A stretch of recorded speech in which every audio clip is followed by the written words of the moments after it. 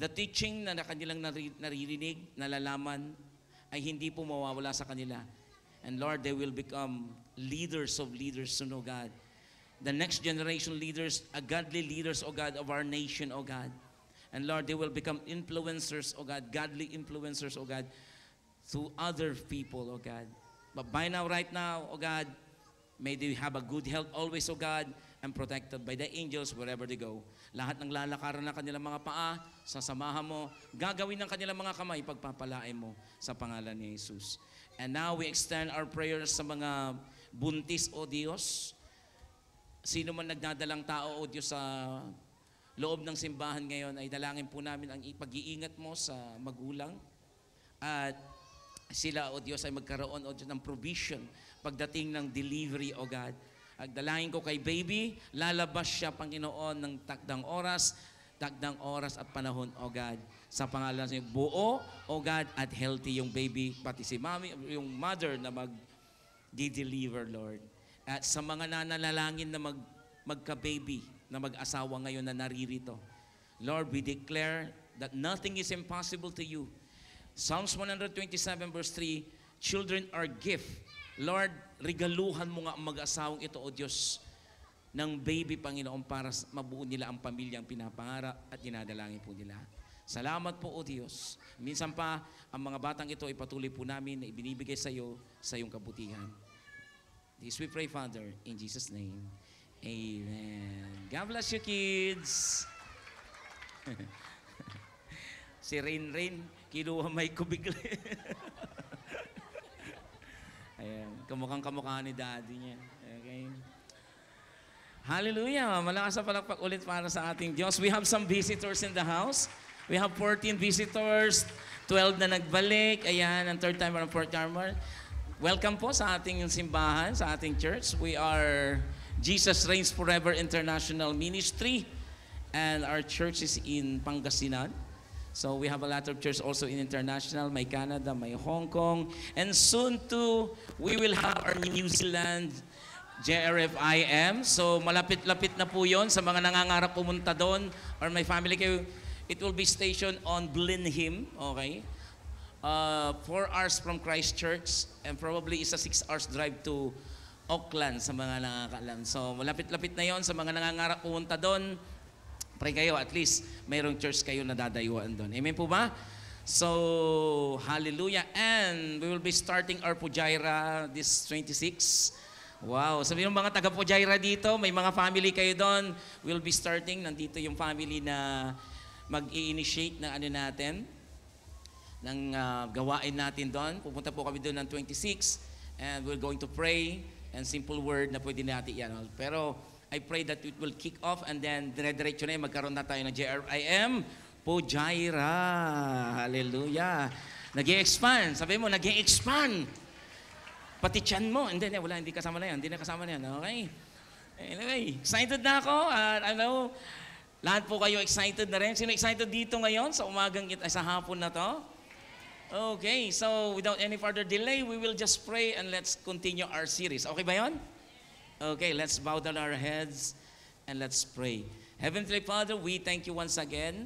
Kami naririto na may pag-iingat ka. And we pray that your hand of blessing be upon us all. We pray for your tangible presence, O God, and manifestation of your power. There will be healing. There will be signs and wonder. There will be provision. There will be, Lord, peace, O God, according to your word. And I pray, O God, that each and every heart na naririto ngayon, ay Lord, maranasan po nila, they will experience your anointing, O God, in their lives. Lord, there will be open doors right now, O God, sa mga taong maniniwala sa iyo. Lord, I always declare your word that those who put their faith to you will never put to shame. Mag-antay man sila, but Lord, worth the wait, Panginoon, ng pag-antay, pagkat ang inaantay po nila ay the best na pangako mo, O Diyos. So we continue, O God, to dwell into your presence, O God, this afternoon. Lord, iba yung sumamba po kami dahil nagbigay po kami ng papuri sa iyo.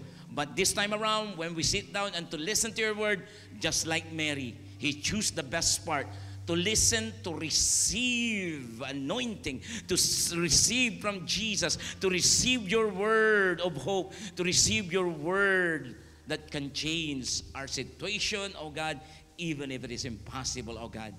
Oh, we welcome you, Holy Spirit, in this place. And as you anoint your servant to deliver your message, Lord, help me, O God. Use your servant alone to preach your word, not by might, not by power, but by the Spirit of the Lord. Thank you, Lord, four corners of this building, O God, or this room.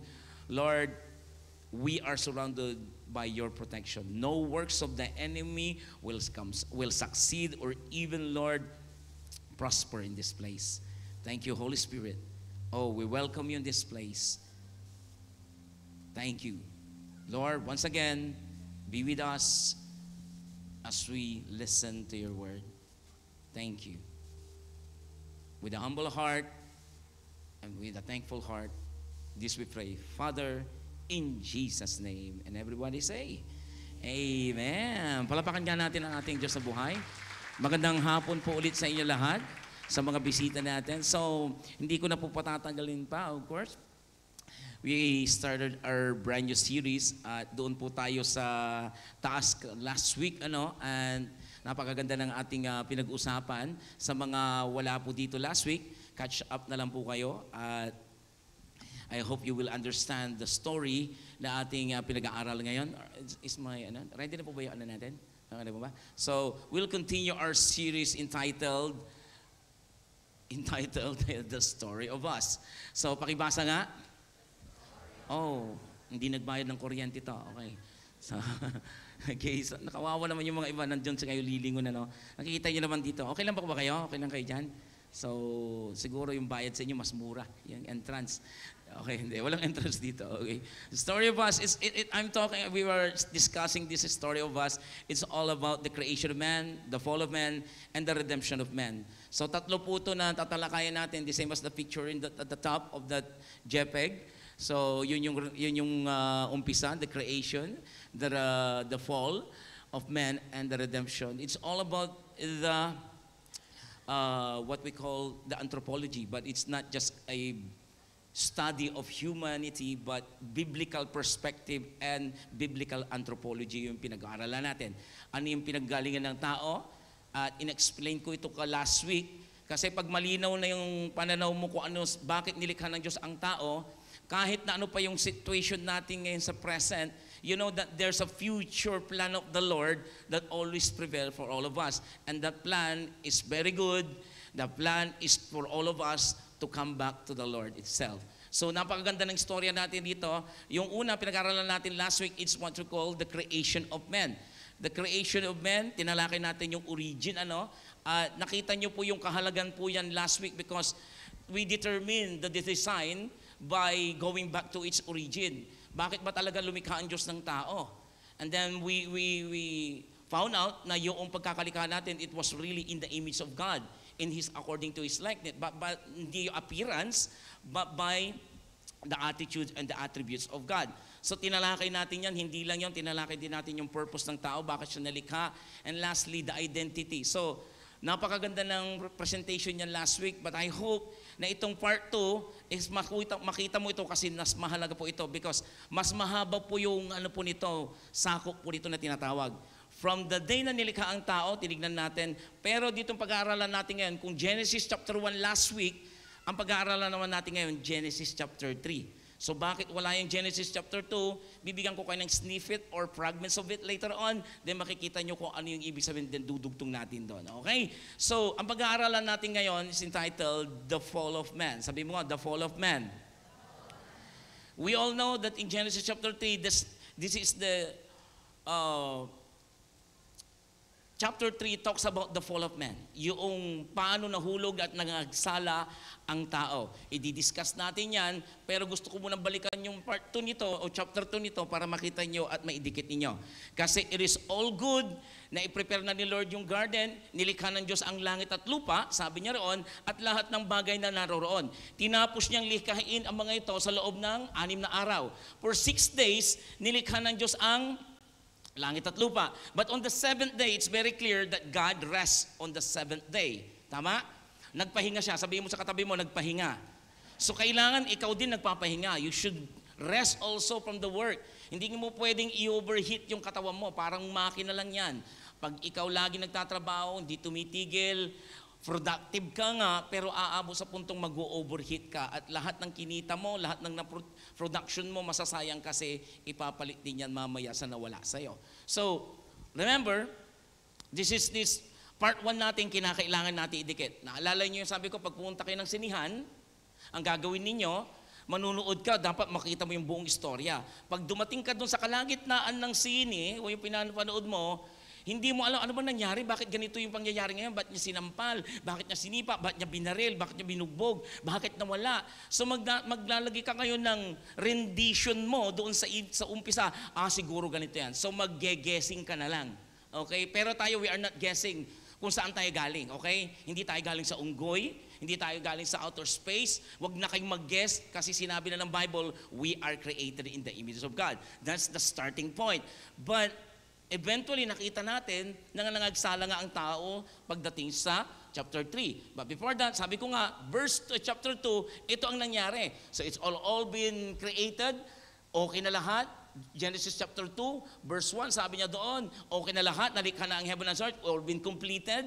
And then what happened in verse 9, nung nilikha, or verse 8, nilikha niya na ang tao, He put the man into the Garden of Eden. Verse 8 yun, Genesis 2:8. Hindi ko nilagay dyan, nilagay niya. And then, what happened in verse 9, ito po yung verse 9, ang sabi niya rito, the Lord God made all kinds of trees grow out of the ground, trees that were what? Pleasing to the eye and good for the food. So, ang linaw na linaw dito, not only in Genesis chapter 1, verse 2, or Genesis chapter 1, even in Genesis chapter 2, ay yung ginawa talaga ng Diyos, hindi lang siya yung mismong nagsabi na okay, maganda. Even it also acknowledged also here that it was really pleasing to the eye and is good for food. And in the middle of the garden, there were tree of life and the tree of the knowledge of good and evil. Wow! Lumikha ng result si Lord bago inilagay si Adam doon sa garden to enjoy it, right? Pero pagdating na sa verse 15, i-jump ko na muna, sabi niya rito, then the Lord God took the man, ayan na, put him into where? The Garden of Eden. Malinaw dyan, sabi niya, inilagay niya na doon, at anong ginawa niya? Anong gagawin ng tao pagdating niya doon sa garden? Mag-enjoy lang ba? No, to work. Sabi mo nga, to work. Pakisabi dyan sa katabi mo, magtrabaho ka. Ang unang utos ng Diyos, makikita mo yun, that they need to work, hindi tambay, my friend. Okay? You need to work. We have the capacity, we've been created by God to work for something. And not only to work, but to take care of what? The garden itself. So, malinaw, dinigyan ng Diyos ang tao na magtrabaho ka rito at ingatan mo. And then what happened in verse 16, ang sabi niya, and the Lord God commanded the man. This is the first commandment. Na sinasabi, you are free to eat. Sino rito ang gustong-gustong kumain? Libre pa. Sinong gustong-gusto rito? May Sharonyan ka pa. Sinong gusto rito? You like all free. Gustong-gusto. Huwag naman kayong masyadong hipokrito. Ayaw nyo ng libre? Sino rito ang gusto-gusto ng libre? Sige nga, tanongin ko, sinong gustong-gustong maglibre dito? Sige, mag-amen ka. Tingnan natin. Uy, libre mo ka. Sabi mo yan, ha? Alin ang mas maganda? Nililibre, manglibre? But of course, biblically, yung manglibre, it is better to give than to receive, right? Pero wala talaga eh. Kahit na biblical pa, sasalungatin mo talaga. Basta, mas mahalaga, libre. Okay? So now, you see the first commandment of the man to do is, you are free to eat. Kumain ka, magpakabundat ka dyan.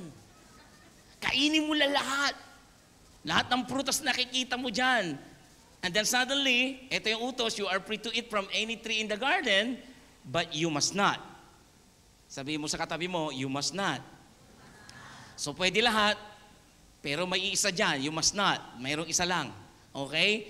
And then, this is a direct revelation, this is direct word from God to Adam, that eat the tree of the, do not eat from the tree of the knowledge of good and evil. When you eat it, you will certainly what? What? Die. So yun ay utos sa kanya. Of course, pag kinain ko daw yun, mamamatay ako. Ang kinausap dito sa Adam, wala pa dito si Eve, ha?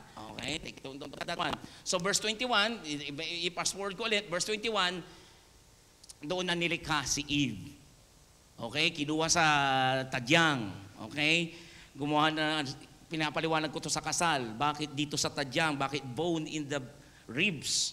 Hindi na lang bone in the feet or bone in the cheek or bone in the head. Why? Kasi bone from the ribs because it is near to the heart. It's relational. Yan, commitment starts from the heart.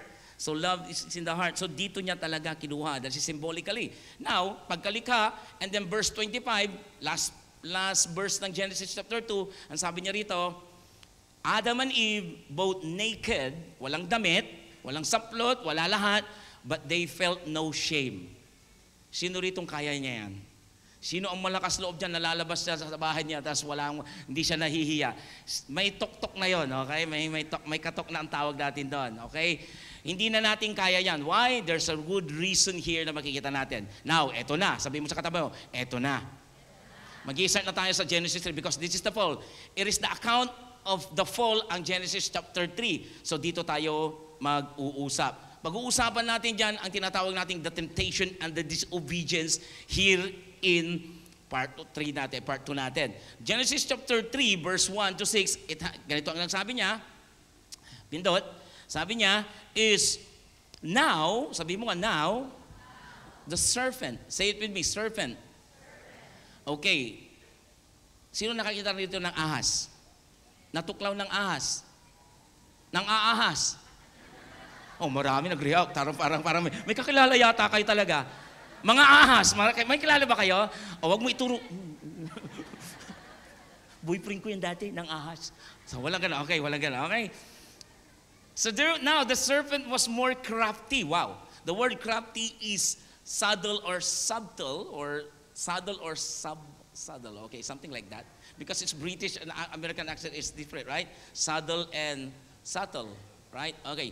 It is a skilled in deceit. This serpent, yung snake, okay? Use snake in the sentence. This is the snake. And nibble, okay, snake, okay. Naitawid, okay. The serpent is a snake. Of course, it's revelational. I think it's in chapter 12. The serpent here is described as the devil or si Satan yan. Okay, it's proven by the word in Revelation chapter 12 na yung tinutukoy dito na serpent that more crafty than other beasts in the field than the Lord God made. So, wow. Meron ako napansin dito. The serpent was more crafty than anybody. Okay lang yun eh. Sige, saan siya magiging crafty? Ano siguro siya? Skillful? Lumilipad? O tumatayo? I don't know. Pero yung sabihin niyang, he said to the woman, that's interesting. Right? Look at the verse. Sabi niya, he said. So there's a he. Of course, the word he is lalaki. Isn't it? He said to the woman. So the serpent is he. Lalaki yan. Okay? Which is, si Satan yan, which is, yan ang sinasabi ng mga theologians at mga mag-aaral that maybe as a symbolic din also na hindi lang po siya si Satan o the devil, but it's also a symbolic representation of an influence ng demonyo or si Satan doon sa snake. But it's also na nire-represent dito na yung snake itself, sabi niya rito, is really just a plain serpent or snake lang talaga. But he's nagsasalita. Pag kayo kaya nakakita ng ahas na nagsasalita. Sa panahon natin, ito ang sasabihin natin, uy, ang cute! Bilhin mo, mami, bilhin mo yun. Ano na, maybe pag nakakita ka ng ahas na nagsasalita, hindi ka magugulat, kundi sabihin, wow, amazing! Di ba parang nangyari ito? Di ba parang instant na matakot ka? Matutuwa pa tayo, ano? But during, of course, going back to this account, he said to the woman, I don't know, maybe this woman, si Eve, is normal lang sa kanila na makipag-usap dito sa serpent na to. Kasi hindi siya nagulat eh. Okay lang saan nung nagsalita siya, Eve, oy, tol, kumusta? Di ba, gagarugunan pa sila siguro pag nag-uusap-usap sila, di ba? But I don't know, maybe, he said to the woman, ito na. Meron akong dito, basahin niya, 1, 2, 3, go. Did God, ano sabi niya? Did God actually say? Alam yung ibig sabihin niyan? Not because the serpent is innocent or unknowing of dun sa tinatanong niya, did God really say? Yung parang nag-i-inquire lang ba siya na, sinabi ba talaga ng Diyos yan? No. Ang term dyan sa ginamit ng yung ganyang klase ng approach sa pagtatanong, it's called disingenuous. It's a word that describes someone who pretends to be honest and sincere while concealing or itinatago their true intention.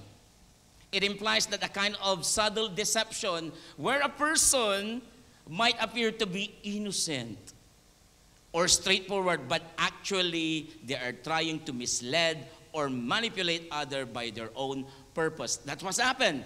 Hindi dahil yung snake ay walang kaalam-alam at hindi niya alam ang yung tinatalong niya. He said to the woman, did God actually say, ang sabi niya, did God actually say, you shall not eat any tree in the garden? Alam mo yung ganyang mga tanong, nakadepende yan sa accent eh. Para bigyan ko ng example, same word but different accent will give you a different information or idea. For example, yan ang Kristiyano. Palitan ko ng accent. Yan, Kristiyano. Kita nyo na kaagad, same word, but different already the connotation na pinaparating. Yan ang Kristiyano. Tapos yung isa, yan ang Kristiyano. See, it's already different yung approach niya kaagad. And the same goes here, na yung concept ng disingenuous na approach ng serpent, ini-illustrate niya yung nangyari dito, that the questioning niya doon sa tao kay Eve, he was starting to give a doubt doon sa question niya. The question was not an innocent inquiry, but a strategic move to sow doubt sa heart ni Eve. Why? Ibabalik ko kayo doon sa ano niya rito. Did God really say? Talaga ba?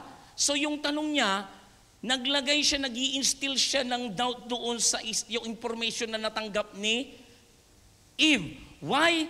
Kasi siya yung second in command na nakareceive ng word na yon.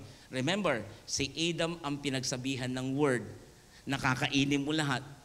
Hindi direct kay Eve. So probably kung nakikita niyo yung larong relay the message, sino nakapaglaro sa pag-December? Di ba, ipapasa mo yung message? Naalala ko yung isang laro na i-post, yung parang Indiano play yata yun eh. Yung sabi sa kanya, ipasa mo, like 20 yun na ipapasa, nakatalikod sila, tapos yung isang harap, sabi niya, ganito niya.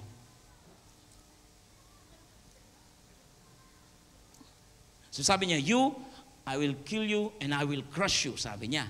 So nung ipinasa niya, yung una tatlo nakukuha, pero nung palayo ng palayo, ganito na yung mga iba na. So pagdating doon sa dulo, parang nagmumutor na yung iba na yung relay na message. Nakita nyo? This is what happened here. Na yung babae, si Eve, nung siya, binigyan siya ng, talaga bang yung information na yan, tama ba yan?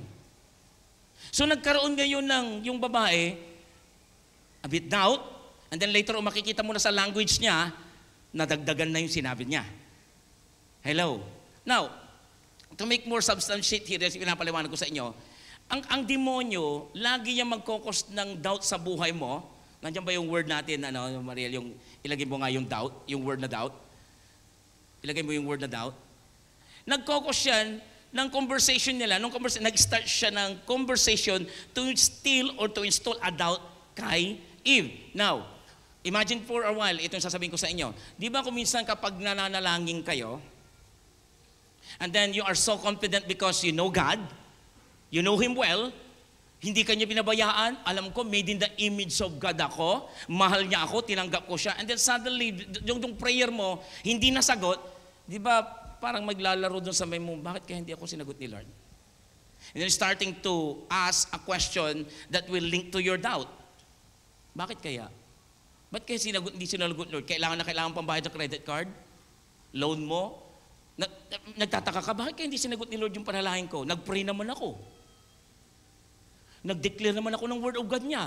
Hindi kaya, totoo kaya yung word of God niya? Nakinig naman ako dun sa maliit na pastor na yon. Ba't kaya hindi nangyari yung panalangin ko? Then you started to create some in back of your mind, parang hindi yata totoo yung sinasabi. And then, only time makikita mo mamaya, if He is really a good God, doon na mag-i-start na yung doubt mo. Because this is what happened here. Yung babae, nag-initiate na ng doubt mamaya yan. And then hindi lang siya, nung nag-start na yung doubt, kapag hindi naagapan yung doubt, alam niyo anong karalabasan yan pag hindi naagapan ng doubt?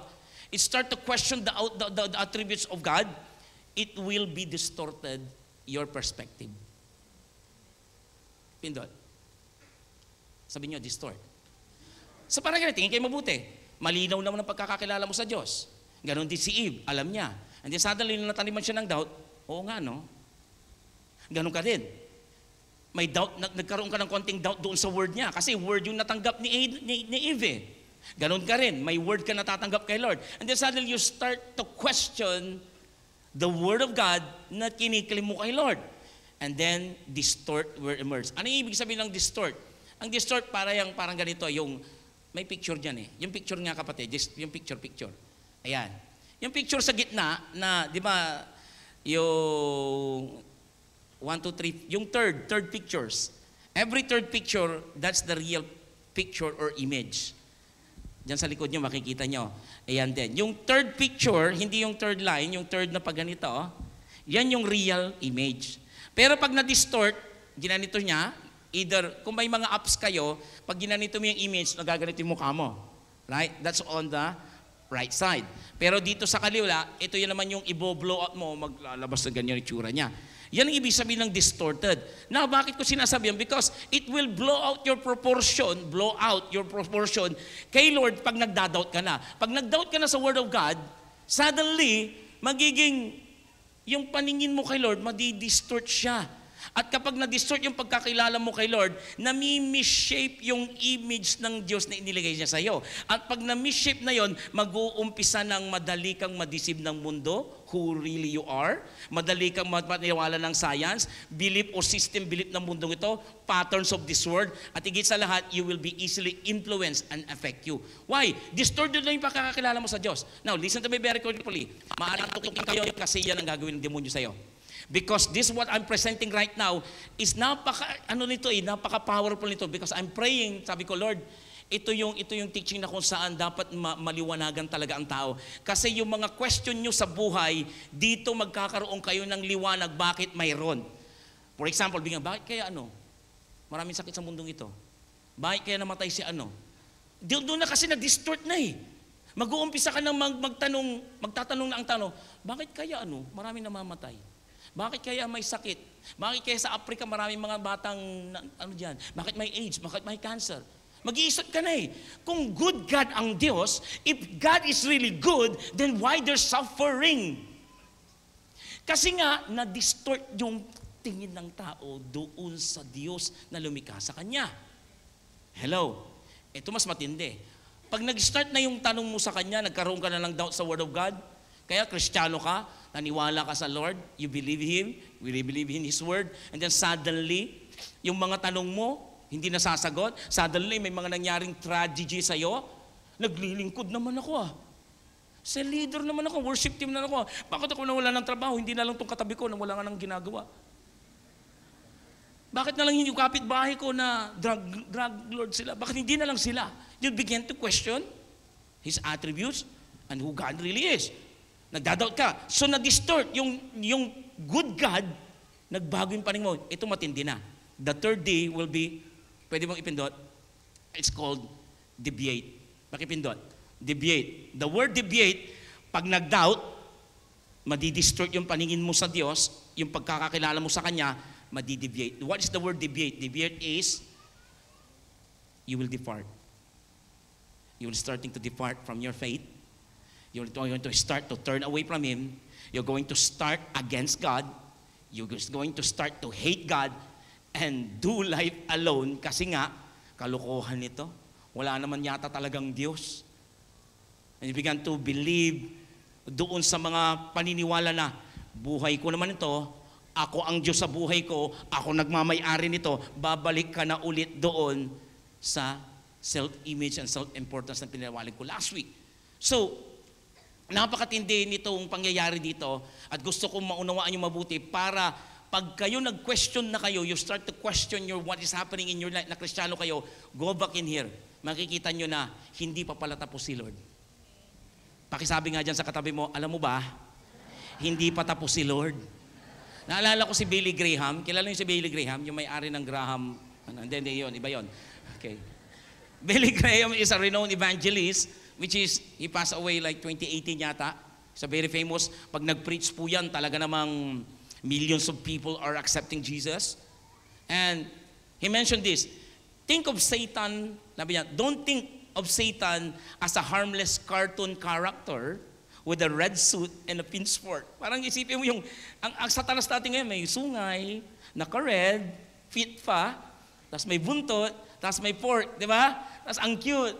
Tapos ginagamit nila na parang pang image lang. No. Sabi niya, he is powerful deceiver, his unchanging purpose is to defeat God's plan, including your plan of your life. So makinig mabuti.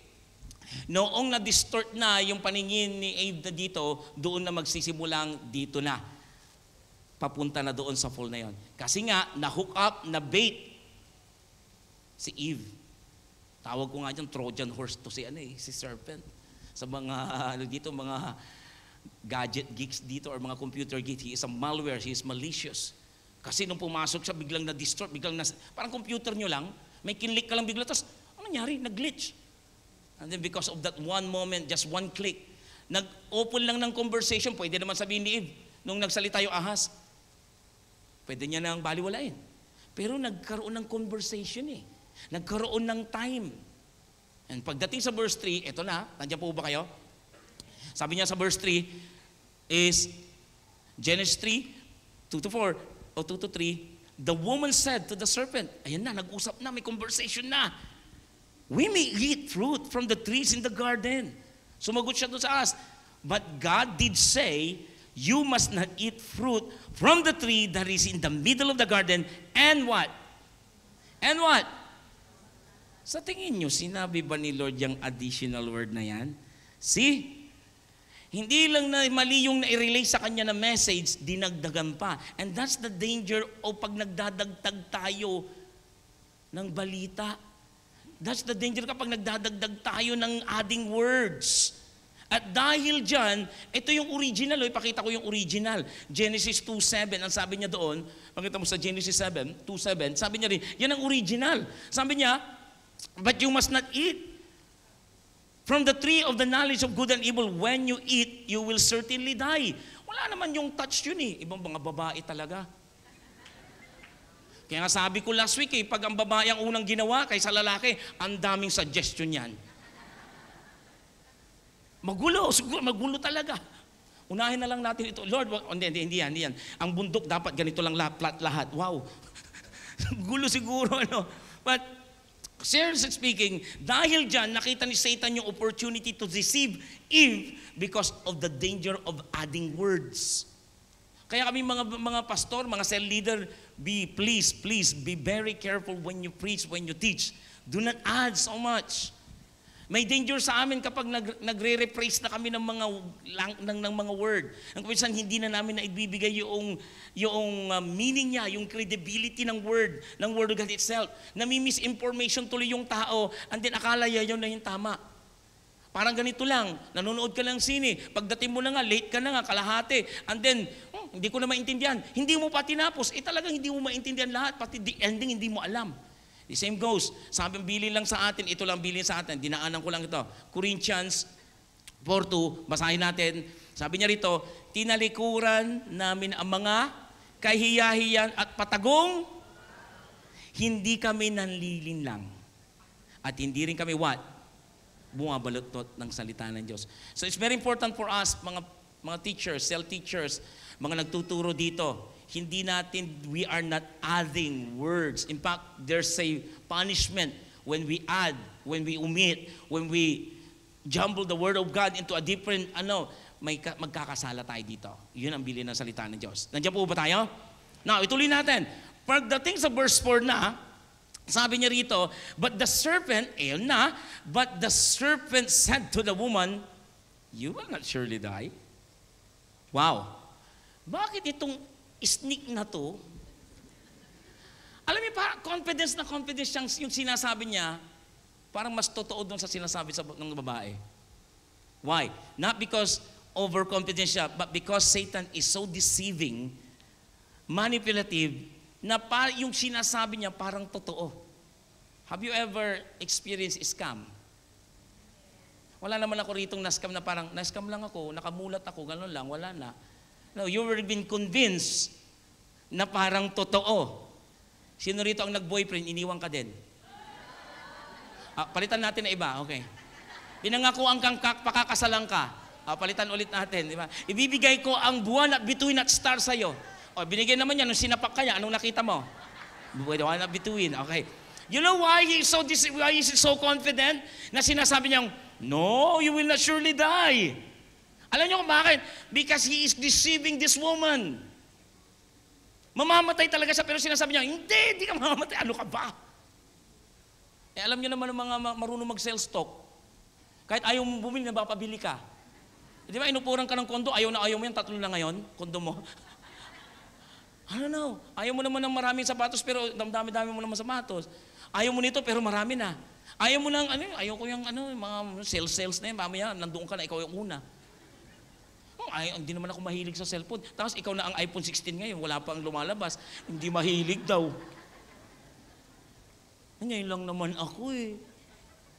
Katulad nung isang babae, sabi niya doon sa asawa niya, mahal, gustong-gusto ko yung na yun, yung damit, ang ganda, parang bagay na bagay sa akin. Sexing ako niya. Ako, natetempt ka na naman eh. Di ba sabi ko sa'yo, pag may temptation, sabihin mo, get behind me, Satan. Sige na nga. Tapos mamaya, pagkalipas ng isang araw, naku, bilhin nila ng babae.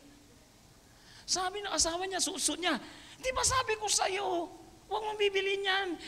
Na-tempt kasi ako ng sobra eh. Sabi niya, di ba sabi ko sa'yo, gamitin mo ang word of God. Get behind me, Satan. Sinabi ko naman eh, sabi niya. Pero sabi ni Satan, mas maganda sa likod ah. Na-convince. Yung mga babae lang nakaalam kasi, alam nila yan. Mga matatalino yan eh. Minsan nang dadagdag lang. Okay. So Satan's confidence in answering Eve shows he has a plan to deceive. Ang mga scammer, ang mga nang-deceive, gagawa sila lahat ng reasoning, ng explanation para mapapayag ka niya.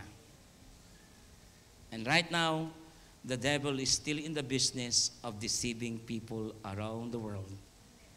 Hindi lang dito, kundi until now. He is doing this one because he wants to mislead people, especially Kristiyano. Tingnan mo yung katabi mo. Hindi pa ako Kristiyano, ka muna lang. Kristiyano ka! Hello, hindi po ba tayo? Now, sabihin mo sa katabi mo, sa oras na ito, makikinig ako mabuti. Para paglabas nyo dito, nako, hindi kayo basta-basta ma-deceive. Look at this word. It's not only pastor saying this one that the devil is deceiver. Even Jesus Christ mentioned in John 8:44, kausap niya ang mga Pharisee, kausap niya yung mga taong magagaling mag-explain, kausap niya yung mga nag-aral ng salita ng Diyos to ha. But yet the Lord Jesus Christ says, you belong to your father, the devil. You want to carry out your father's desire. What? He is a murderer from the beginning, not holding the truth, for there is no truth in him. When he lies, he speaks his native language, for he is liar and the father of. Kaya kapatid, even in the life of Jesus Christ, he was been trying to deceive Jesus Christ.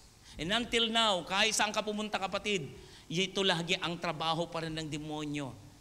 And the conversation goes on. Verse 5, Genesis 3:5, for God knows when you eat. Sabi niya, no, Mapi, no. You will not die. Sure? Yes, I'm sure. Really? Yes. Then he said, for God knows that when you eat of it, your eyes will be open. Ano, nakapikit ba si Eve? Of course, it's not a literal or physical language. It is a metaphor that when you open your eyes, you see something, sabi niya, and you will be like God. Alam naman niyang he is like God because he was created in the image of God. But why is using all these words? Because there's a word there, knowing good and evil. This is the introduction of temptation. Ang makikita nyo na rito, that this temptation goes on and on and on and until now. This is what is temptation is all about.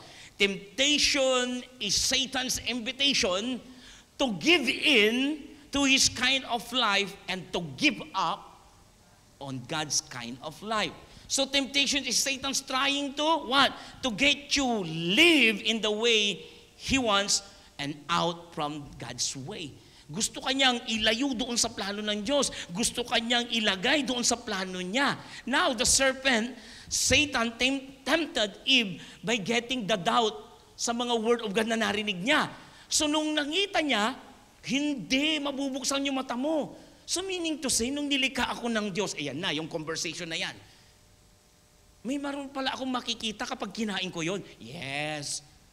So, mabubuksan? Yes. So kapag kinain ko yun, mayroon palang sinikreto si Lord sa akin.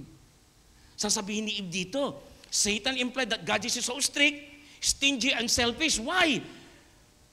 Hindi binigyan si Eve ng knowledge of good and evil. Yun ang ikinukonvince niya. Hindi kayo binigyan yan. Kaya pinagbabawal niyang kainin niyo yan. Na kapag kinain niyo yan, magkakaroon kayo, mabubuksan niyo, magiging katulad niya. So yung babae, parang, uy, wow, sandali. Bakit niya pinigil yun? Kung talaga nilikha niya kaming katulad ng Lord, ng God, sabi niya. But you know what? There's a message here that you need to understand. And I want you to get it. Okay ba yan? Here is the message. Satan made Eve that all that God had given them, forget all that God had given them. Instead, focus on what had God forbidden. Marami sa ating biktima to. Satan made Eve forget ang dami-daming binigay sa kanya. The trees, the animals, all the beautiful things surrounding them. Kung i-describe mo siguro yung ganda ng Garden of Eden, you can never compare the beauty here in Dubai. Sino nakarating na sa Atlantis, yung pinakagitna na, magkakano yung mga taga-Atlantis, magkakano yung gitna dati yung, di ba may butas yung sa Atlantis, yung ano na yun, yung hotel na yun, sa pinakataas, magkakano yung dati? Tayo lang makakaalam, ano? Meron bang 100 dati doon? Dirham yun, ha? For just one night. Siyempre, yung 100,000 dirham, just for one night, would you imagine staying in a hotel like that? Room nyo na, of course, it's fully furnished and everything. Siguro sasabihin mo, grabe, gusto ko nang mamatay sa gaganda, wow. 100,000 pa naman, dirham. Isang araw. For 24 hours. At ngayon, mas na-break na ngayon ng Royal Atlantis. Mas mahal pa daw dun. May nakitang patalastas yun, dinrone pa yun. At grabe, sabi ko, ang ganda naman ng lugar na to. Now, imagine this, the Garden of Eden that has been, ang tawag dito, virgin na virgin ito. Hindi pa nagagalaw ng tao, wala pang pollution. Talagang grabe yung lugar na to. Now, Eve was there. He saw it. He can appreciate it. But what happened is Eve forget all of those good things. And suddenly, he focused on that forbidden.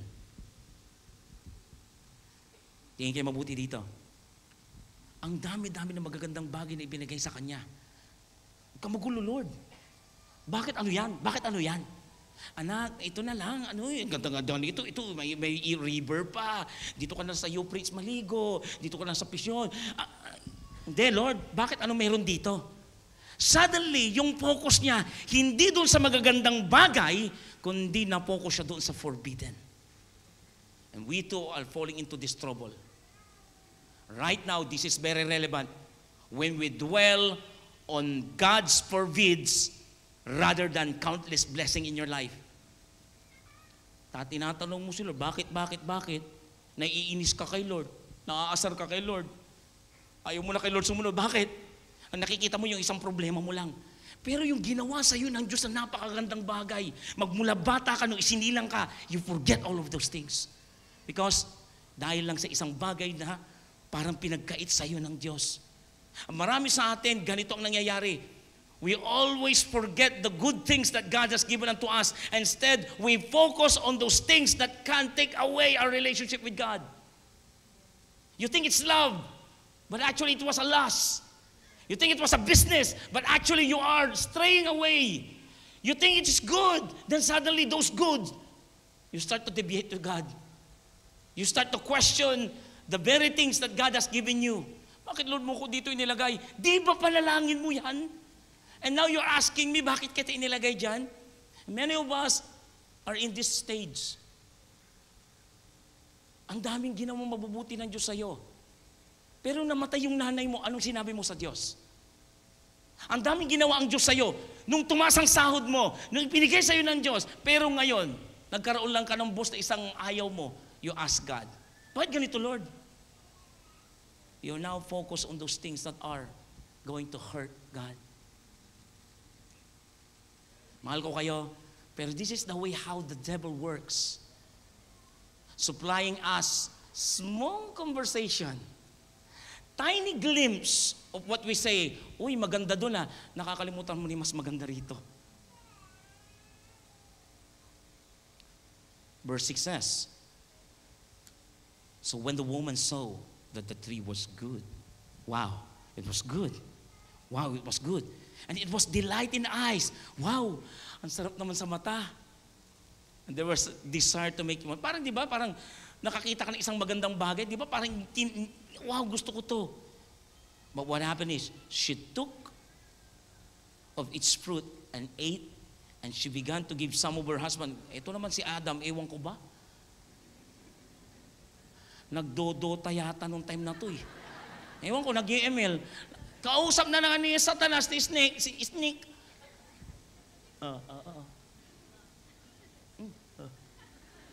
Nandali, busy ako. It's life and death na to. Wow. ML, life and death. I don't know what he's doing. She gave also, kinuha niya siguro kasi yes. So nanonood ng NBA. Yes. Kinagat niya ng kinagat. Di niya. Now, this is paraphrase only. But what happened? The one who received the real revelation, the one who experienced, the one who created by God by His hand, suddenly, siya mismo ang na-deceive. She gave some of her and he ate it. And the fall began and the birth of disobedience. And that ever since, Satan been busy of getting people to temptation. And until now, he is still in the business. Tinetempt kayo lagi. Tinetempt kayo lagi na magkasala. Tinetempt ka lagi na gumawa ng kasalanan. Tinetempt ka lagi manood ng malaswa. Tinetempt ka lagi magalit. Tinetempt ka lagi na gumawa ng mali. Tinetempt ka every now and then. Paglabas mo, matutulog ka. Saan na kahit na saan lokasyon, kahit anong oras, nandyan lagi ang temptation. Hello. But Peter reminded us, 1 Peter 5:8 says, be sober. Ano yung word na sober? It is, make it serious. Please lang. Maging seryoso ka, maging attentive ka, be sober, well-balanced, and well-disciplined or self-disciplined. Be alert and cautious at all times. Mag-ingat ka. Isang pagkakamali can cost you a lot of things in your life. Akala mo blessing, hindi pala. Akala mo promotion, hindi pala. Akala mo love, lust pala. Akala mo business, opportunity, yung pala scam na yan. Be very careful. Hello. The enemy of yours, the devil, prowls around like a lion. Hindi siya kuting. Pa-cute yan. Pero ngunguyain ka yan. Because he says, it's like a rolling lion, fiercely hungry, seeking someone to devour. And he says, iisa lang gagawin mo. Resist him, be firm to your faith against the attack, rooted, established, and immovable, knowing that the same experience relevant today of suffering that you are experiencing by your brothers and sisters throughout the whole earth or throughout the world, you do not suffer alone. Even Jesus, hindi nakatakas sa temptation in the mountain. We went to Israel, kita namin yan. Maharap nga namin puntahan talaga doon. Kasi that is only one of the place that been location na kung saan dinala si Jesus Christ. Did you not know that the three temptation of Jesus Christ was a three different place yun? Hindi isa na parang kausap niya si Satan. No. It was a different places. Parang doon sa Sarja yung isa, and then suddenly sa Dubai yung isa, and then suddenly doon sa iba yung lugar. Hello. And he was tempted, but praise be to God, Jesus did not sin. And that's the goal. When we are tempted, hindi ka pa nagkakasala. When you are tempted, hindi pa. But when you took it, but when you grab the temptation, pag pinatulan mo, doon ka nagkakasala. Hello? Ito, matindi to.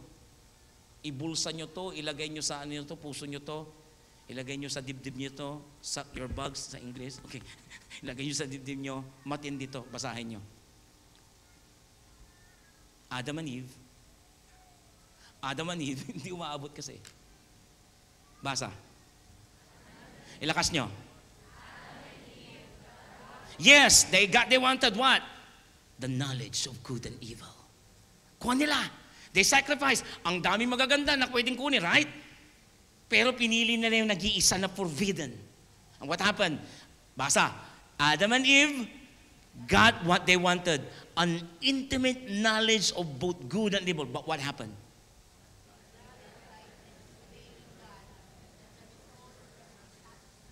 Church, listen very carefully. Mahal ko kayo, pero sasabihin ko ito with the truth. Listen very carefully. Mahal ko kayo, and you need to hear this truth. How many of us are victim of this situation? Nakuha mo ngayon, but you disobey God.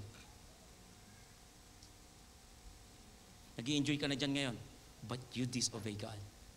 Yung achievement mo ngayon, but right now, your achievement, your success gives you fame, pero disobedience ka kay Lord. Yung pera mo, malaki na, may negosyo ka na, pera mo, nakuha mo, masaya-masaya, pero nakuha mo sa disobedience. Kapatid, this is what the enemy is trying to sneak every time sa buhay natin. Sige na, okay lang yan. Deserve mo naman yan eh. Pero dinidisobey naman natin si Lord. This is kind of a simple statement, but it caused us to deviate later on kay Lord eh. Bakit? Deserve ko naman to ah. Unfair ka naman Lord pag hindi mo. Susunod kukunin mo isang bagay pero mapapalayo ka kay Lord. No. That's the strategy of the enemy. Gusto niya, kunin mo na yan, ngayon lang naman yan. Pero ayaw naman ng Diyos sa'yo. Sige na, madali lang naman yan eh. Humingi ka na ng tawad sa Kanya, walang problema dyan. Mabait ang Diyos. But we are keep on disobeying God. Ba't may pipilit ko, isasacrifice mo rin yung pagsunod mo sa Diyos. And this is we are falling into its one kind. Ano ibig sabihin doon? Dito tayo lagi kinakana ng kaaway. Unin mo na. Okay lang naman yan. Pero sa puso mo, alam mo na hindi ka sumunod sa Diyos. Mahal ko siya, pastor eh. Nag-disobey ka naman eh. Yung pera na yan, malaki nga. Pero ano ba sabi sa'yo dyan ng Diyos? Nagsaserve ka pa ba ngayon? Hindi na, pastor. Why? You choose the greener pasture, yes, but you disobey His word to you. And this is what the enemy is trying to tell to us. Sige lang, okay lang yan. Mahabagin naman ng Diyos eh.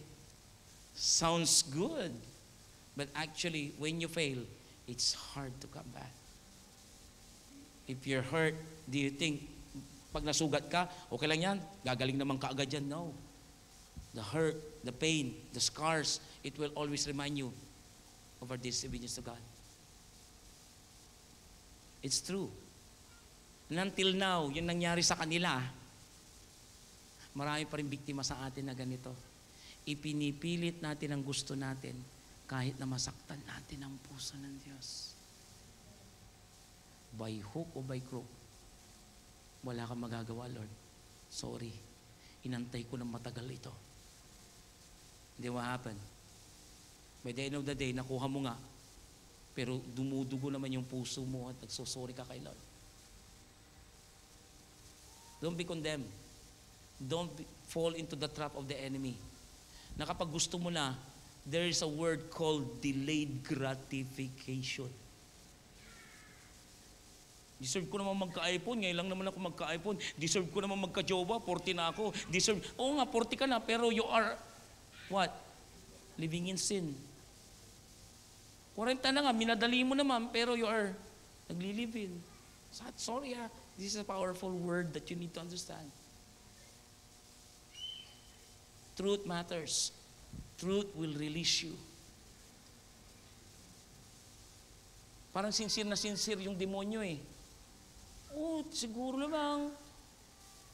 Baka nakalimutan ni God na yung isang puno yan, kailangan nyo talaga. Parang sincere, di ba? Ganun na ganun mag-convince ng demonyo.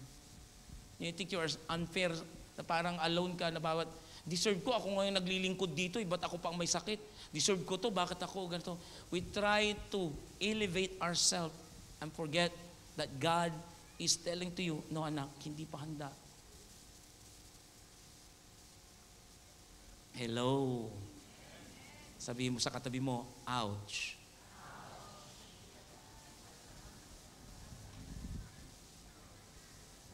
So verse 6, eto na. So when the woman saw that the tree was good, and it was delighted in us, Satan to try to make Eve, the sin is good, pleasant. Ganun naman talaga ang sin eh. Candy coated, sugar coated lang yan. Kala mo maganda, kala mo sa umpisa okay lang yan, but the truth is, hindi talaga. Relevant na relevant to sa atin. People usually choose wrong things because they know, they have become convinced that those things are good, at least for themselves. Okay lang to. Hindi naman ako nakakakapak ng tao, sa akin naman ito eh. And then this is the most, grabe to, the most pleasant sin is the hardest to avoid. Biruin mo pa naman, ang ganda-ganda eh. Biruin pa naman talaga, irresistible yung fruit. Samantalang ino-offeran lahat ng napakagamit dyan sa paligid niya, doon na siya nalula na siya eh. Ganun ang nadisib eh. Alam mo yung, you are getting sleepy. Yes. Ganun na nangyari sa kanya. Kaya kapatid, mag-iingat ka sa mga magaganda. I'm not saying that, hindi yung mga magaganda natin. Yung magagandang offer, yung magagandang bagay na alok. Minsan mga special offer yan, irresistible offer, parang hindi ko ma-resist, pastor, kasi talagang sayang ito eh. Buy one, take 10 eh. Kaya imagine? Bigas ang pinag-uusapan. Yung butil. Narinig mo, mag-uusap sila eh. Bro, ilang milyon ba yung idadeliver niya ngayon? Siyempre, milyon ng usapan eh. Hindi bro, ang usapan namin, 30 million yun. Tapos ikaw naman na nakikinig. Grabe, milyon-milyon usapan ng mga to Kikichika ka na. De bro, pag hindi mo diniliver yung 30 million na lang, hindi na lang tayo pag-uusapan yung business na to. Bro, 30 million ako dyan. Sige. Tapos yung asawa niya, Hoy, ano tinatago mo dyan 30 million ka dyan? Siguro may pera ka, tinatago mo, ano ka ba naman? Business ito, huwag ka makialam. Anong hindi ba? Asawa mo ako. Diyan na, nagdiyan na yung mga asawa, di ba, pag pera pag-uusapan. Asawa mo ako, magkasama tayo sa hirap at ginhawa. Wow. 30 million usapan eh. Ano ba yan? Saan nyo ba i-deliver yan? Dapat nandun ako, dapat makita ko yan, i-inventory ko yan kung 30 million ba talaga yan. Sige, punta ka doon, sama ka. Ano ba yung 30 million? Munggo, sabi niya. Bibilangin ni isa-isa. Sige, sama ka. Ayan, yan ang gusto niya eh, para kasi inaantok na kayo eh. But you see, ingat sa mga magaganda. Prepare yourself for attractive temptations. Prepare yourself for attractive. Akala mo maganda, Canada. Yan para Canada dry lang yon. 10,000 salary. Alis na kaya ako dito. Those opportunity can become disastrous later on because think about this one. Akala mo opportunity galing kay Lord yan. But sometimes it was an offer by the enemy to distract you. Ganda-ganda na relationship yung dalawa. Okay naman kayo mag-asawa. Then suddenly may nag-message sa'yo, yung long time friend mo, pero ex mo noon.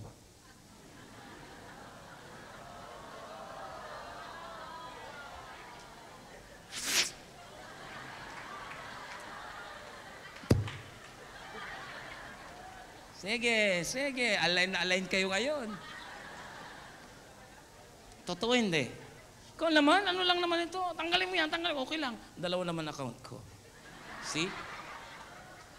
Pag may paraan, talaga naman. But seriously, prepare yourself for attractive temptation that may come your way. Because when you cannot prevent it, later on, you cannot escape from it. This is what happened eh. Nakapokus na si Eve. Maganda nga to talaga, masarap ito eh. Wala na eh. Kahit nasabihin pa siya siguro ng mga kasamahan niya doon, which is wag kang dyan. Tumuloy dyan, sabihin siguro ni Adam. Si Adam, wala nga eh. Because of that, what happened to him. Verse 7, bilisan ko na lang. Sabi niya sa verse 7, ilagay mo sa verse 7, the eyes of both of them were open. Ito na. So nabuksan na yung mata nila. And they realized, parang totoo nga yung sabi ng demonyo. Sabi niya, kasi sabi niya, your eyes will be open. But in a deeper perspective. Parang ganito, gusto niyo ba mabuksan lang yung mga mata? One day kasi nasa inner and healing deliverance po kami noon. Is usapang yung mga demonyuhan dati yan eh, mga panahon noon. Sabi sa akin ng pastor, gusto mo bang magkaroon ng bukas ang iyong mga mata, nakikita mo ang kilos ng mga kaaway. Sabi niya, ganda niya na. Para beware, sabi niya sa akin. Kasi every time, kahit saan ka pumunta, may makikita ka talaga. Sabi ko, nagdalawang isip ako, sandali. Kahit saan, sabi, oo. Katabi mo, may nakahakbay sa kanya. Yun, pag open ka lahat, nakikita mo ang demonyo, parang okay, Pero pag araw-araw na, mapapraning ka na talaga. Asawa mo, marami nakaganito. Isipin mo, mga demonyo, tapos sabi na, kakikilay ko lang, ganda niyan. Tapos pero nakikita mo mga demonyo, ang hirap. And this is what happened to them. They see everything. Like, alam mo yung parang nakahay sila, yung pagkakain nila ng prutas, ayos uy clouds. Nahay sila rito, na-open yung eye nila. Their both eyes were open and they realized, eto na yun. Ay, ano yan?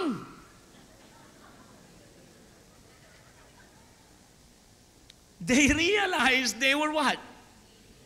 They were naked. O tinan nyo, yung halaman na dapat alagaan, anong ginawa? Kinuha na lang. Wala. Ano nangyari doon? It's just because of that fruit. Right? Na-change yung perspective and everything here. Na-distort yung dating paningin nila. Because sin entered the humanity, the perfect creation now into fallen state. May consequence na eh. Sabi ko sa'yo, huwag yung kakainin eh. Nabuksan ngayon. It's like, nakakita na kayo ng, sigurado ka dyan sa picture Kanina, nagkamali yung picture kanina. Okay. Nakakita na kayo ng salamin. Na kapag tinignan mo sarili mo, okay, wala na akong muta, Di ba parang, okay, tas alis ka, di ba? Pero kapag yung salamin nag-crack, parang ganito, hindi malinaw, right? Kahit anong gawin mo, hindi malinaw eh. Hindi mo makita yung kagandahan mo. Actually, ang real picture niyan, ito yan eh. Pindot. Yan, ganyan kalinaw talaga yan eh. Para mas malinaw, mas maganda yung crack. Pang-joke lang yan, Balik. Ano ibig sabihin? It's like a crack that distorts your face, your reflection. That's what happened when they eat that fruit. The sin distort their image and relationship with God. Yun ang sinasabi ni Lord, wag niyo kainin, you will distort it. Masisira lahat. And then they don't believe in. And what happened? That caused the relationship because of that sin. And not just their sin. Sabi ko nga, Lord, di nagkasala pala yung dalawa, di palitan mo na lang silang dalawa. It's easy, right? But that's not the process of God. Ganun tayo kuminsan eh. Kapag may sira, palit. Pag may sira, palit. Pwede naman palitan. But that's not the way how God it is. He prepared that when the day come na itong taong ito, because He have given us a free will, there's a solution already that's been prepared. In fact, the foreshadow of redemption of Jesus Christ is not written in any gospel or any book beyond the Torah. Doon sa Genesis, Torah pa rin kasi ang Genesis. Genesis pa lang, chapter 3, verse 15, nandun na yung solusyon na ibinigay ng Diyos sa kanila. Na hindi niya papalitan ang tao, kundi maglalagay siya ng enmity, maglalagay siya ng redemption day na kung saan ang tao na nagkamali into a fallen state, ililigtas. Could you imagine yung pagkakasala ng dalawa, dinamay tayo lahat. Kaya pagdating mo doon, hanapin mo, nasan ba yung iba na yan? At parang ganun, kung iisipin mo lang, dinamay tayo wala naman tayong kamuwang-muwang. But you know what happened? The consequence of sin is much more than that. Akala mo yung sisisin, no, hindi lang yun. And that's the part, ito yung pangalawa, the consequence of sin. Written in 18:13, then the man and his wife, ayan na, mag-asawa na, heard the sound. Naglalakad si Lord sa garden, Talagang may relationship yan, naglalakad si Lord dyan. And then suddenly, ito nangyari, because sin already entered humanity, these are the consequences to make it clear. Dito nyo matatanong sarili nyo, kaya pala. Masasabi kaya pala may sakit? Kaya pala ganito yung nangyayari sa akin? Kaya pala namatay si ano? Kaya pala may blindol? Kaya pala, dito nyo makikita ngayon. Para hindi mo questionin ng Lord, na akala mo tapos na lahat, at akala mo wala nang magagawa si Lord. No. He has a plan. A better plan, the best plan of ever. Sabi niya rito, the man and his wife heard the sound of the God as he was walking in the garden at the cool of the day, and they hid from the Lord. Number one effect, nung nagkasala, nagtago na sila. Right? Sino rito ang magaling na kapag nagkasala, isinisiwalat pa niya? Sino rito ang mahilig kapag nagkasala, inaamin ka? Ako nagnakaw dyan. Nawala na naman yung hotdog dito. Ako yan. Bakit sino gumawin na naman ng dab ko rito? Ako. Yung bang lahat ng kasalanan, ang hilig mo, ikaw lagi ang nagre-racehan? Wala Pag nakagawa ng kasalanan, ang ginagawa? Sinong nagbawas ng kanin dito? We always hide when we sin, right? Because that's the consequence of sin. And not only that they hide from God among the trees. Sabi ni Lord sa verse 9, but the Lord called the man, where are you? Nasaan ka? The sin immediately effect is to hide.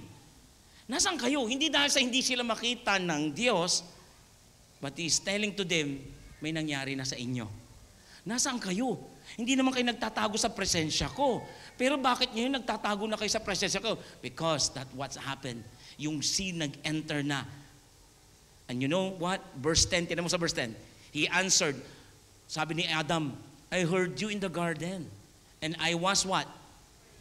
Hindi lang nagtatago ang tao kapag nagkakasala, nag-give birth na rin yung takot.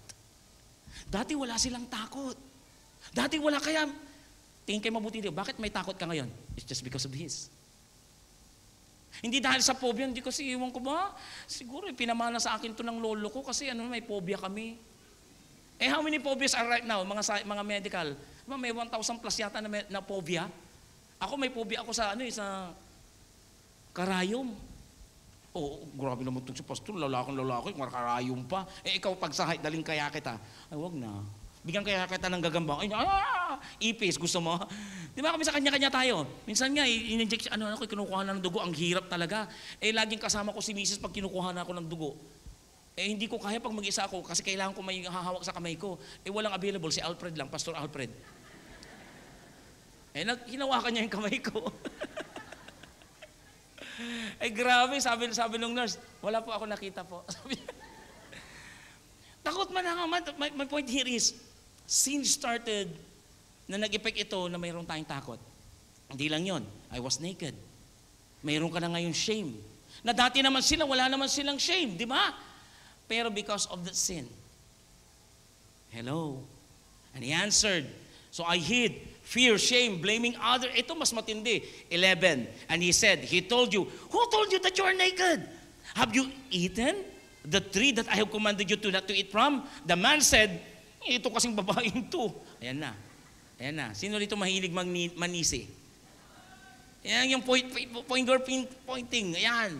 Mahilig siyang magturo. Siya kasi. Nung sinabi ng Diyos sa kanya, Lord, ito kasing babaeng to. Nung in-approach yung babae, the woman that you put with me, she gave me some fruit and I eat it. Anong ginagawa mo tayo? Nagdodota po. Sabi niya, sige, yan.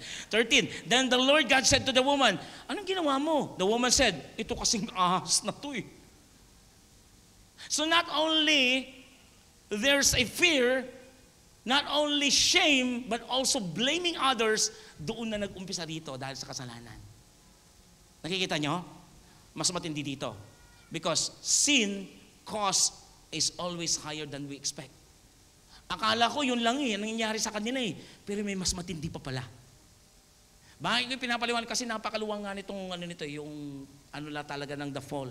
Yung epekto nito talaga sa atin. At pag naunawaan nyo na in the story of us, makikita mo na kahit na mayroong mga ganitong hindi maunawaan sa mundong ito, okay lang. Tignan nyo, now fear, shame, and blame entered the relationship, right? Curse started also. And what is this curse? Curse to the serpent. Ikaw na ahas ka. Di ba yung ahas nakakapagsalita? Nakatayo yun kasi ang curse sa kanya from this day forward, gagapang ka na sa buong buhay mo. Kaya nagtataka ka siguro, ang ahas siguro, lumilipad, okay ito, gaganito siguro. Ano na? Pero sabi niya rito, curse pronounced the serpent Adam and Eve, but the most profound na epekto ng sin is the physical death. Nagkaroon tuloy ng kamatayan ng katawan. Bakit namatay? Talagang mamamatay talaga tayo Nauna lang sila. Patanungin kita, yung mahal mo sa buhay, di ba tinatanong mo, Lord, bakit mo siya kinuha? Gusto mo igaw? Okay lang, sila na. Ikaw naman, nagtatalong lang naman. You see, ang takot. Hindi, honestly speaking, hindi ka man natatakot sa kamatayan. Di ba marami sa atin, we are fear because that's the product of sin. Natatakot ka. Pero mayroon namang ibang dito malakas, kahit kunin ako ni Lord. Sige nga, bigla magdadoubt ka naman in the second thought. Because that's the product of sin. That's the consequence of sin. At hindi lang yon. God composed humanity, spirit, body, and soul. Doon na namatay yung spirit. Pinaliwanag ko maigi sa inyo to dati. Kinompose ng Diyos ang tao, spirit, body, and soul. Namatay yung spirit. Hindi nawala, namatay. Yung mga tao dyan sa labas na hindi pa nakakakilala kay Kristo, they have the spirit, but dead spirit. So that's why when they accept Jesus Christ, they regenerate, nagiging born again. Yung patay na spirit, nagkakaulit sila ng spirit. Hello? Which is tatalakayan natin yan sa mga susunod. Look at this, malapit tayo magtapos. Ano talaga to expositional kasi itong ginawa ko po sa inyo para magkaroon kayo ng perspective. Sabi niya rito, hindi yan, doon na tayo sa Romans 12 na tayo. Romans 12 says, dumating ang kasalanan sa mundo dahil sa what? Sa paglabad ni Adan sa utos ng Diyos. At dahil sa kasalanan, dumating din ang kamatayan. Kaya lumaganap ang kamatayan sa lahat ng tao dahil nagkasala na nga ang lahat. Hindi lang yan, 5:18 says to 19, kaya dahil sa kasalanan ng isang tao, sino yung isang tao? Si Adan. Ang lahat ay nahatulang parusahan. Kung sa pagsuway ng isang tao, marami ngayon ang naging makasalanan. You see, yung nangyari dito na epekto nito, yung pagkakamali, the fall of man, until now, tayo po ay affected pa rin ng fall na ito. At hindi pa nagtatapos. Maaring mamatay na tayo sa mundong ito, may mga susunod na henerasyon, unless na hindi pa dumating ang rapture. The fall of man is still there. Unless na may masurvive pa doon sa tribulation after rapture. Rapture here, pag dumating ko yung tayo ng Lord, uunahin ng mga namatay, pupunta tayo, mga Kristiyano, uunahin. Ang susunod 3.5 years na mayroong temptation at mayroong mga problem. Another 3.5 years, kasi 7 years yon na tribulation. May maiiwan na Kristiyanong bilang-bilang na mag-share pa at titignan nila kung may makakakilala pa na. And after that one, the second coming na yan. So you see, yung epekto ng the fall, ang tindi, ang haba niyan. Kaya hindi natin magagamot ngayon. But, sana wag kayong umabsent next week. Kasi, hindi nyo makikita yung beauty nitong the fall nito. Kaya mayroong ganito kasi may susunod na chapter pa. Para ka nanood ng sine, hindi ka na nga dumating sa umpisa, nasa middle ka pa, iniwanan mo pa yung ending, talagang litong-lito ka. Kaya dapat tapusin mo, sabihin mo sa katabi mo, next week, dapat nandito ka. Now, God promised that the seed of a woman will crush the serpent head. Genesis 3:15, ito yung sinasabi ko na po sa inyo. Lapit na tayo matapos. Sabi niya rito, Genesis 3:15, and I will put enmity, an open hostility between you and the woman and between your seed. Nakita niyo yung seed? That seed and offspring is the prophecy na si Jesus Christ yan darating mamaya. You see, Genesis pa lang ito. Yan yung ano na yan. Offspring na yun na pinakako sa kanya, Genesis 3:15. Diyan mangyayari, hindi yan Romans Genesis yan eh. Genesis 3:15 yan, hindi yan Genesis 3:15 says, I will put enmity and open hostility between you and the woman, between your seed, offspring, and her seed. Yan na yung first promise of redemption na may parating na pagliligtas sa mga na-fall at epekto ng consequence ng sin. And lastly, I hope nakita niyo po yun. Lastly, is number 3, is the promise of the redemption. May pangako, the fall has been devastating effect to humanity. Yes, napakatindi ng kanyang epekto, yung nakasalanan ng ginawa ng demonyo, yung pagkakamali ng mag-asawang ito. But however, God's plan for redemption through Jesus Christ offers hope and redemption. Ang sabi niya rito, ang ganda nitong word na to, sabi niya, while we live in the world still, habang nabubuhay pa tayo, affected pa rin tayo ng consequence ng fall na yan. But we can look forward to the ultimate restoration that God has promised. This is the story of us. Nag-umpisa na napakaganda, naapektuhan ng pagkakasala, pero hindi nagtapos ang Diyos doon. May nakahandang magandang bagay pa rin ang Diyos sa bawat isa sa atin. Huwag kang matatakot, kasi hindi pa tapos ang Diyos. Maaring mawala na tayo dito, pero tutuparin niya pa rin ang pangako niya sa tao. Magkikita pa rin tayo doon. Pansinin niyo ito, binasa niyo yung Romans kanina, pinutol ko yun in half. Sa totoo lang, ito ang talaga nakalagay dyan. Kaya dahil sa kasalanan ng isang tao, which is si Adam, lahat ay nahatulang parusahan. Gayon din, sabi niya, dahil naman sa matuwid na ginawa ng isang tao, si Jesus. Matuwid na tao, lahat naman ay maituturing na matuwid at mabibigyan naman sila ng bagong buhay. At hindi lang yon, ang sabi niya, kung ang pagsuway ng isang tao na si Adan, maraming naging makasalaman, ganun din naman ang pagsunod ng isang tao, si Jesus, marami ang maituturing na matuwid dahil kay Jesucristo. Palakpakan nga natin ang ating Diyos na buhay. Sa pagtatapos ko, in the midst of our fall, God planted the seed of salvation. Kapatid, may kaligtasan na nag-aabang sa atin. Maaring mahirap mabuhay sa mundong ito because of that fallen man. We cannot rewrite the history already. It's already there. But we can rely on the promise of the Lord na hindi pa natatapos. Nandoon siya sa future. Pero siguradong sigurado ang Diyos natin na yung pangakong yon, tutuparin niya at lahat tayong mayroong pananampalataya kay Kristo, dadalihin tayo doon sa kalangitan. Dahil sa pasimula pa, inihanda niya na ito at kasama ka doon, kapatid. Palapakan natin at purihin natin ang Diyos na buhay. There's a promise in that last tunnel, in that dark tunnel, the promise of redemption that gives hope and the consequence of our sin. Kapatid, huwag ka mag-alala. Maaaring humaba pa ang buhay mo dito ng 80 years old, 90 years old, okay lang yan. Hindi na natin makikita pa ang iba pang epekto. But when God returns, He promised, kapatid, kasama ka doon sa ipinrepair niya na langit. Happy ending ito, kapatid. The story of us has a happy ending. Hindi ito nagtatapos. Palapakan nga natin ang Diyos. Let's stand up. Heavenly Father, we thank you, O God, for reminding us, O God, the beauty of the story of humanity. It's not a random chance. It is not a product of a mistake. It's not a product of Lord, lost control. But Lord, it is a well-planned, Lord, in your hand. Hindi kami matatakot. Kaya pala may mga lindol. Kaya pala may mga nature, Panginoon, na calamity. Because when God cursed the ground, everything has been changed. But Lord, thank you. Because everything has been changed nung dumating si Jesus Christ. Those things that had been polluted, those things that had been cursed, now had been redeemed, including this body that has been cursed and spiritually dead. Now in Christ Jesus, we are alive, Lord. Salamat po, Panginoon, that the story of us na series po namin, nagbibigay sa amin ngayon ng panibagong pananaw at reinforcement, O Diyos, na alam namin ang Diyos namin na sinasamba sa lugar na to ay hindi kailanman natatapos ang magagandang gawang ginawa niya. He always step back and says, it is good.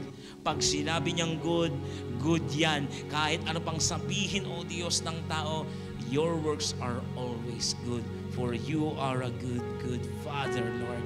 Salamat po, O Diyos. I pray that every temptations na kinakaharap po ng bawat isa sa amin dito, they will win every temptation, O God. That they will not fall into temptation, O God. That they will win every temptation sa buhay po nila. I pray that every doubt, Panginoon, sa kanila, O God, ay hindi mauwi sa distort image mo, Panginoon, sa kanilang pagkakakilala sa iyo. And Lord, worse, I pray na hindi po sila mag-deviate at lumayo dahil hindi nasagot ang kanilang mga panalangin. Continue, O God, to speak to them that you are still in control, that you are still God, that you are the same yesterday, today, now, and forever, Lord. I pray that this doubt in their mind, O God, is just a part of a testing, Lord. And they will step back and say, no, I still believe in the promises of God in my life. Hindi ko man makita ngayon, hindi ko man maramdaman ngayon, hindi ko pa ito nare-receive, but I will declare that the Word of God that I'm standing right now is still good and it's going to happen because He is the God whom I worship, Lord. Salamat po, Panginoon. Continue, O God, to dwell in us.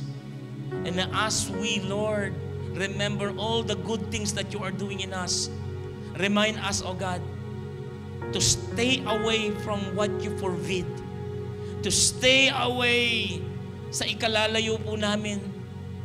Lord, give us wisdom and knowledge and discernment na makita po namin, ikalalayo po namin itong decision na to. Tuluan mo ang bawat isa sa amin that whatever we are doing, Lord, speak to us and guide us through your words and through your Holy Spirit. Salamat po, Panginoon, sa hapon na to. At patuloy po namin, Panginoon, na inilalapit din, O Diyos, ang mga pagkukulang din namin, Panginoon. Hindi namin pwedeng isisi ang aming mga sitwasyon na yun dahil masalimuot man ang aming mga sitwasyon at pamilya at kalagayan. Hindi po kami kailangan mag-blame pa ng ibang tao. We will be accountable unto it, O God. Lord, we will not be afraid. Instead, we will lift up our faith to you, O God. And we will never be ashamed, Lord, because our right standing is not who we are, but who Christ in is sa buhay po namin. Thank you, Lord, for this beautiful message of hope, O God. Thank you, Jesus. And as we worship you, O God, this afternoon, may we worship you with all our heart, oh God.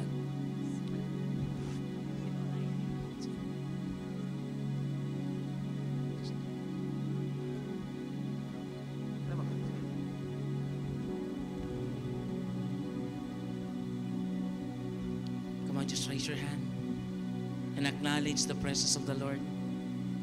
Hayaan mo muna yung katabi mo. Hayaan mo muna yung kaibigan mo, hayaan mo yung anak mo, just thank Him for everything that you have received from the Lord. At purihin mo lang.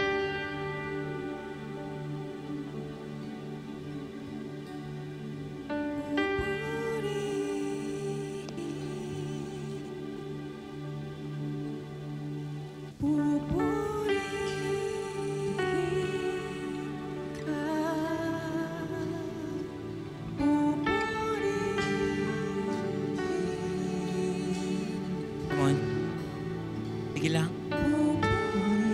Lapit ka kay Lord. May pagkakamali man, lapit kay Lord. Naisahan ka man ng kaaway, pero this afternoon, hindi ka papayag na hindi ka makapuri. Kung kanina na-distract ka niya kanina sa pagpupuri, this time around, hindi ka pa di-distract. Come on, let's join together. Hindi madidistract ang bawat isa sa atin ngayon. All eyes to our Lord.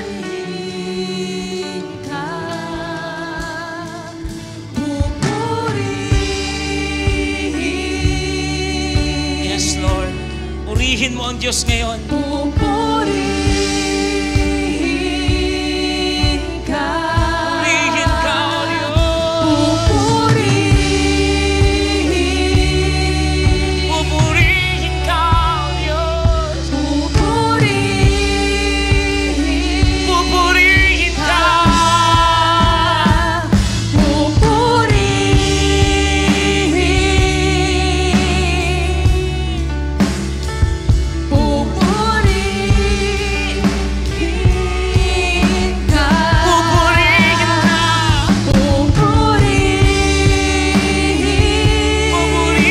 ka, O Diyos. Now lift up your voice.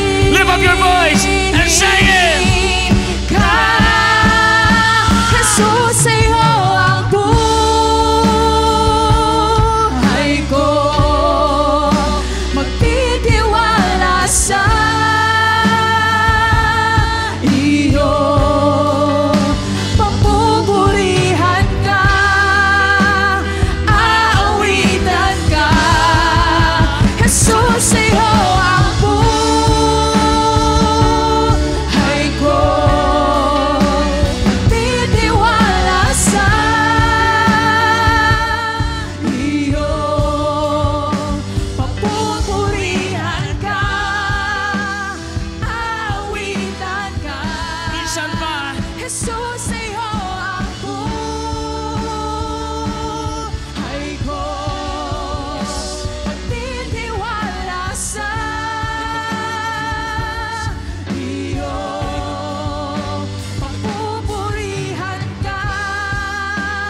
Aawitan ka. Buong buhay. Salamat, O Diyos, sa hapon na ito. Hatid ng iyong mensahe ay hindi, O Diyos, condemnation. Hindi, Panginoon, kakulangan namin. We are just a product of God. We are just a result of that fallen state of man. But Lord, we can never, Lord, reason and complain what is happening in our life, because you have made us with the free will to choose what is right. Lord, help us that every time there's a temptation in our life, we will always choose you. We will always, your word will always your Son. Lord, whoever right now who is struggling right now from this situation, na nabiktima siya ng kaaway at napalayo ang kanyang relasyon. Now, in that situation, hirap-hirap help for may your grace find her. Reach them, God. Help find a way. Once again, ano man pagkukulang ng bawat sa atin, ay hindi natin pwede dahil kasalanan ng mga ancestors have now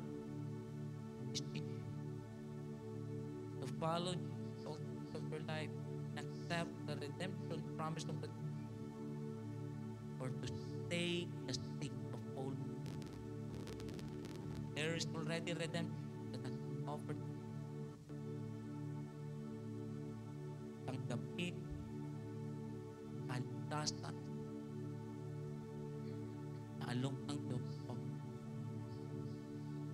And those who haven't yet received as their Lord and their Savior, I want you to follow the simple prayer, because He promised to us there's no other way to be restored or to be justified once again in the eyes of the Lord, but only by accepting Jesus Christ, your Lord and your Savior, by the washing of the blood of Jesus Christ, every sin that we have committed, and by the power of the regeneration of the Holy Spirit. First things first, to accept Jesus Christ, Lord, with all your heart. Follow, Father God, and we have seen our fallen. We have seen the consequence of, and right now, we humble ourselves, coming, ask to forgive us from every sin and consequence of in our life. Lord, wash us by the blood of Jesus, and we accept your gift, the redemption gift, through our Lord Jesus Christ. I accept Jesus Christ as my Lord and my Savior from this day forth. Holy Spirit, filled with your promise of salvation. Ako na lang ang manalangin. Lord, you have heard this simple prayer. Now that fallen state moved from them, the curse has been removed, and now blessings pouring out now once again restored to them. Lord, those sins that affected them long before, now you have restored them, O God. Accepting, O God, your blessings, spiritual blessings, self-blessings. I thank you, O God, that once again, that despite we are in this body, Lord, pag dumating ka, Panginoon, at yung taktang panahon, body will be removed and will change it to a glorified body, Lord. Perfect and without blemish, because you have said, O God, soon we will be together once. Thank you, Lord, for privilege and allowing us from this generation. Lord, you still love us. Our salamat po. Bless po lahat ng mga umatin from head to foot, O God. Right now, because you are redeemed by the Lord Christ, the blood of Jesus is covering you. Yung mga epekto ng sakit sa katawan na yan, in the name of Jesus, you are already. Those fear that torturing you many times, no more fear. Faith arises right now. Yung dating kahihiyan mo, nahihiya ka, hiding. You are no more hiding from God. You are now coming openly to the Lord because of our Lord Jesus Christ. Thank you for this service, oh God. Once again, kung paano mo iningatan ang bawat isa sa aming pagparin. Ang iyong pag-iingat ang aming pinagpapasalamat sa aming pag-uwi. Thank you for strengthening and refreshing our soul, oh God, this evening, oh God. And as we receive, oh God, your blessing, oh God, to each and every one of us, oh God, we declare, oh God, right now, receive His blessing. The Lord bless you and give you. The Lord makes His face shine upon you and be gracious. The Lord lift up His countenance upon you and give you peace. Now to the King, eternal, immortal, invisible, to God who alone is wise, be honor and glory forever and ever, forever. Amen. Sumainyo ang pag-ibig ng Ama, biyaya ng Anak, at ang pakikisa ng Banal na Espiritu. At ang lahat ng anak ng Diyos, magsabi na, Amen. God bless you all. Kumamay ka ng dalawang tao at sabihin mo sa kanya, see you all next week. God bless. God bless. Thank you sa ating mga bisita, sa ating mga workers. God bless you all. Dahan-dahan po tayo lumabas. Sa mga first-timer natin, we have our warm welcome, special juice. God bless you all.